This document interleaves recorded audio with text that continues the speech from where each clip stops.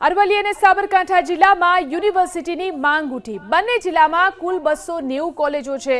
આ કોલેજોમાં અભ્યાસ કરતા વિદ્યાર્થીઓને 150 કિલોમીટર દૂર પાટણની હેમચંદ્રાચાર્ય ગુજરાત યુનિવર્સિટી સુધી ધક્કા ખાવા પડે છે।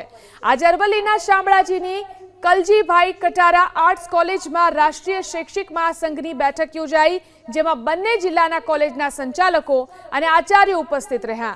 આ ચિંતન શિબિરમાં ચર્ચા થઈ કે અરવલ્લી અને સાબરકાંઠા જિલ્લાને અલગ યુનિવર્સિટી મળી રહે।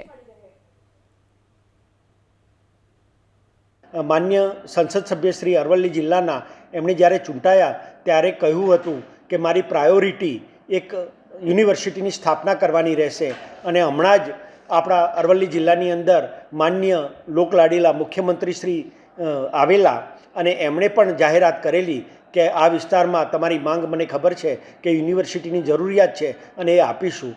માન્ય ઋષિકેશભાઈ શિક્ષણ મંત્રી શ્રી અને મુખ્યમંત્રી શ્રી સાથે પણ અવનવાર આ અંગેની વાતચીતો થઈ છે અને મને એમ લાગે છે કે અરવલ્લી અને સાબરકાંઠા યુનિવર્સિટીનું નામાભિધાન થાય અને આ જ રીતે વિદ્યાર્થીઓ અને વાલીઓને પણ સુખ શાંતિ અને નવી શિક્ષણ નીતિના અંતર્ગત આ શિક્ષણના આયામોની શરૂઆત કરી શકીએ।